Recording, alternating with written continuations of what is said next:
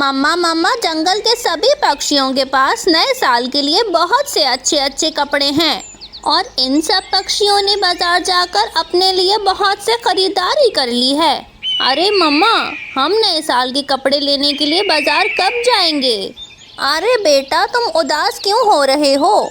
तुम्हारी मम्मा ने तुमसे वादा किया था ना कि वो तुम्हें नए साल के अच्छी अच्छी खरीदारी करके देगी। और अभी तो नए साल आने में थोड़ा सा वक्त है। मैं तुम्हारे लिए कुछ ना कुछ कर लूँगी, तो तुम बस थोड़ा सा सब्र कर लो मेरे बेटे। अरे मम्मा, आप तो रोज़ ही मुझे कहती हैं कि हम नए साल की खरीदारी करने के लिए जाएंगे, लेकिन मम्मा मुझे तो आज ही जाना है नए साल की खरीदारी करने के लिए।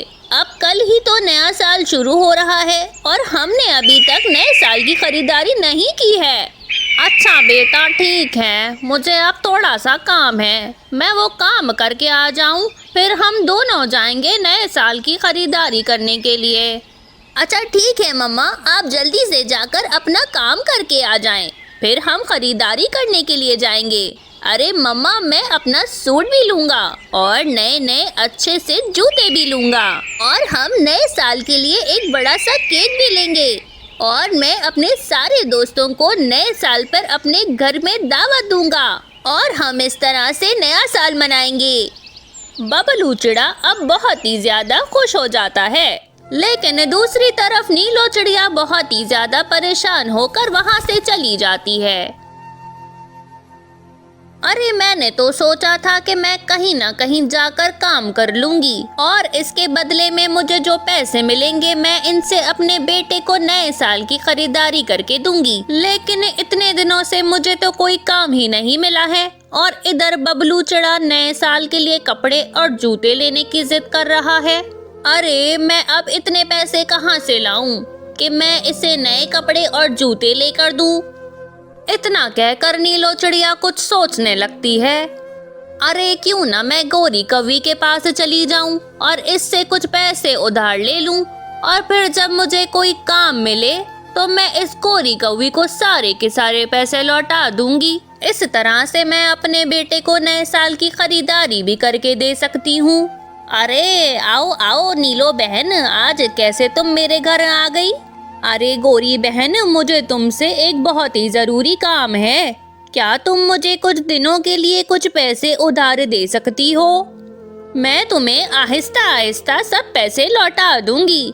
मेरा बेटा नए साल के लिए कपड़े और जूते लेने की जिद कर रहा है और मुझे तो बहुत ही दिनों से कोई काम भी नहीं मिला है। मेरे पास इतने पैसे नहीं हैं कि मैं अपने बेटे को नए साल के कपड़े और जूते लेकर दूं। लेकिन मैं अपने बेटे को रोता हुआ भी नहीं देख सकती हूँ, इसीलिए मैं तुमसे मदद लेने आई हूँ। प्लीज गोरी बहन, मुझे थोड़े से पैसे उधार दे दो।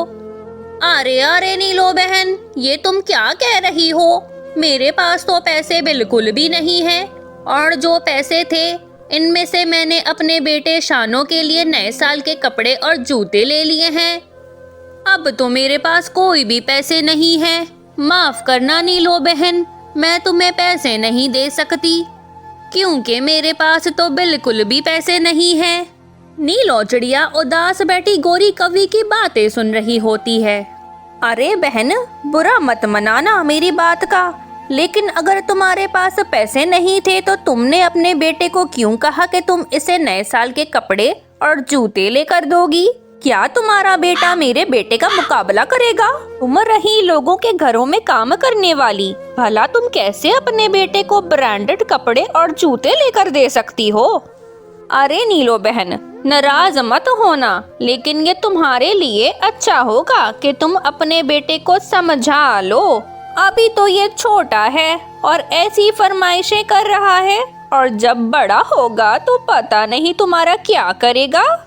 अरे नहीं गोरी कौवी, मेरा बेटा बहुत ही समझदार है और वो मेरी बात मान भी लेता है, लेकिन तुम खुद सोचो गोरी कौवी, जंगल के तमाम पक्षियों के बच्चे नए साल के लिए अच्छे अच्छे कपड़े और जूते ले रहे हैं। बबलू अभी छोटा है और वो नासमझ है, इसलिए वो दूसरे बच्चों को देखकर खुद भी इनके जैसे कपड़े पहनने और जूते लेने की जिद करता है। और मैं इसकी माँ हूँ और इसको रोता हुआ नहीं देख सकती हूँ। फिर कुछ सोचने के बाद गौरी कौवी कहती है, नीलो बहन, मैं एक तरह से तुम्हारी मदद कर सकती हूँ। मेरे पास शानू कौवे के कुछ पुराने कपड़े पड़े हुए हैं। अरे पुराने कपड़े क्या हैं बहन, तुम्हें तो पता है कि मैंने अपने बेटे को बहुत ही लाडों से पाला है। मेरा बेटा एक बार जिस सूट को पहन ले वो दोबारा इसको नहीं पहनता है। मैं ऐसा करती हूँ, वो कपड़े और जूते तुम्हें दे देती हूँ और तुम जाके अपने बेटे को दे देना और इसे कहना कि तुम इसके लिए नए साल की खरीदारी करके ले आई हो। इस तरह तुम्हारा मसला हल हो जाएगा। नीलो चिड़िया को गौरी कौवी की इस बात से बहुत ही ज्यादा दुख होता है, लेकिन वो गौरी कौवी को कुछ भी नहीं कहती। गौरी कौवी नीलो चिड़िया को शानू कौवे के पुराने कपड़े और जूते लाकर दे देती है और नीलो चिड़िया वो कपड़े और जूते उठाकर वहां से चली जाती है। दूसरी तरफ नीलो चिड़िया कपड़े और जूते लेकर अपने घर आ जाती है। बबलू चिड़ा शापर देखकर अपनी माँ से कहता है, अरे मम्मा, आप इस शापर में क्या लेकर आई हो? अरे बेटा, मैं तुम्हारे लिए एक सरप्राइज लेकर आई हूँ। तुम इसे खोल कर देखोगे तो बहुत ज्यादा खुश हो जाओगे। बबलू चिड़ा जल्दी से शापर खोल लेता है और इसमें कपड़े और जूते देखकर बहुत ज्यादा खुश हो जाता है। अरे मम्मा, तो आप बाजार गई थी मेरे लिए कपड़े और जूते लेने और मैं सोच रहा था कि आपने इतना वक्त कहाँ लगा दिया। अरे बेटा, मुझे यही कपड़े और जूते अच्छे लगे और मैंने तुम्हारे लिए ले लिए हैं। अब तुम जल्दी से बताओ कि तुम्हें ये कैसे लग रहे हैं। अरे मम्मा, ये तो बहुत ही ज्यादा अच्छे हैं और मुझे बहुत ही ज्यादा पसंद आए हैं। लेकिन मम्मा, आप नए साल के लिए केक क्यों नहीं लेकर आई हो? नीलो चिड़िया उदास होकर दिल ही दिल में सोच रही होती है कि अब वो बबलू चिड़े को इस बात का जवाब क्या दे। तभी वहाँ पर बबलू चिड़े का दोस्त बंटी कबूतर आ जाता है।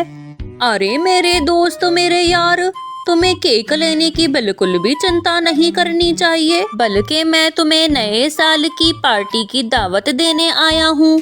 मेरे घर पर नए साल की पार्टी का फंक्शन है।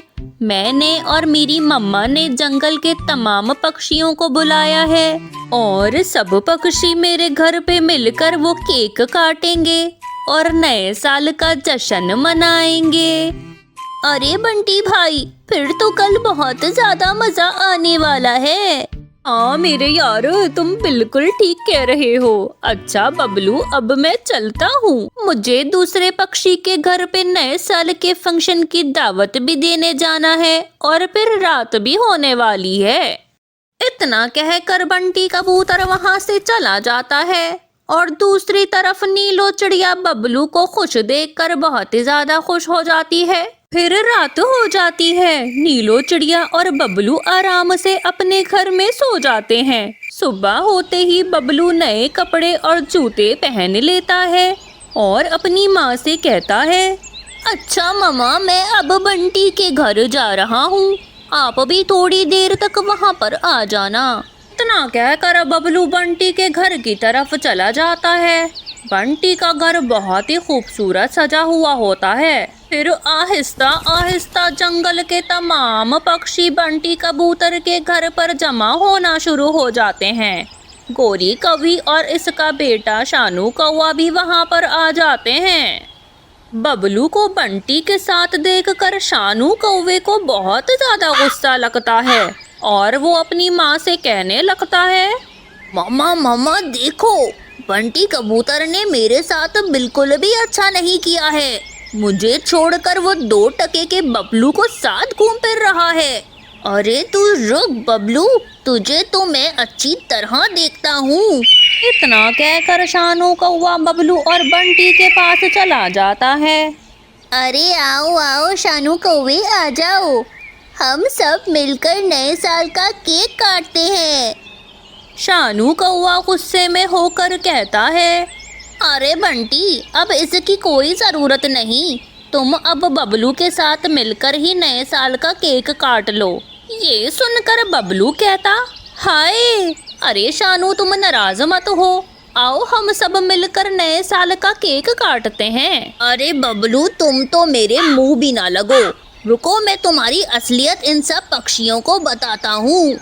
इतना कहकर शानू कौवा जोर जोर से कहने लगता है, अरे देखो देखो पक्षियों, इस बबलू को देखो, ये तो बड़ा खुश होकर इधर उधर फिर रहा है, लेकिन इसको ये पता नहीं कि इसने कपड़े मेरे पहने हुए हैं। इसकी माँ ने शायद इसको बताया नहीं है कि ये कपड़े मेरी माँ से लेकर गई है। हा हा हा, बेचारी के पास इतने पैसे भी नहीं थे कि नए साल के लिए एक नया जोड़ा ही ले लेता।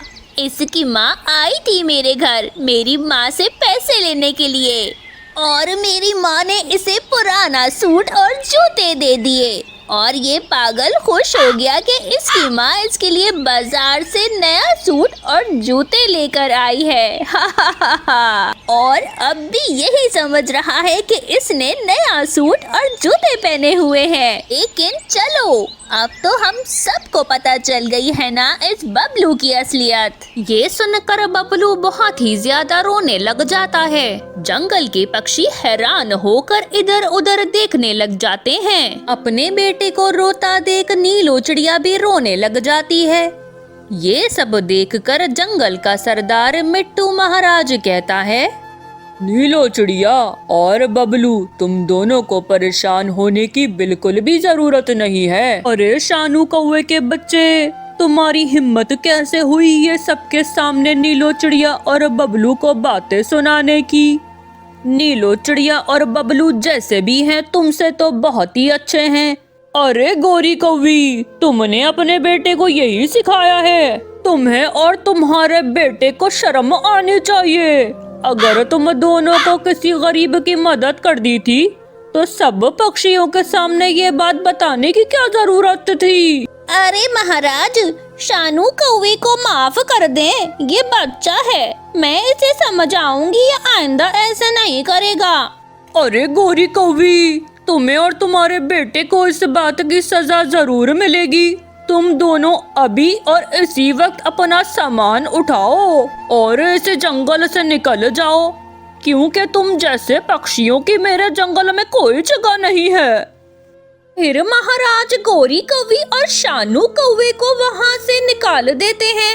अरे नीलो चिड़िया, आइंदा तुम्हें कभी भी पैसों की जरूरत हो तो तुम मुझसे आकर ले लेना। अब तुम्हें किसी भी पक्षी से पैसे मांगने की जरूरत नहीं है। बिट्टू महाराज की ये सब बातें सुनकर नीलो चिड़िया और बबलू बहुत ज्यादा खुश हो जाते हैं। फिर मिट्टू महाराज सब पक्षियों से कहता है, अरे आ जाओ सब पक्षियों, आ जाओ, अब हम सब मिलकर नए साल का केक काट रहे हैं। इसके बाद सब पक्षी मिलकर नए साल का केक काटते हैं और नए साल की आमद का जश्न मनाते हैं। और दूसरी तरफ गोरी कौवी और शानू कौवे को अपने किए की सजा मिल जाती है।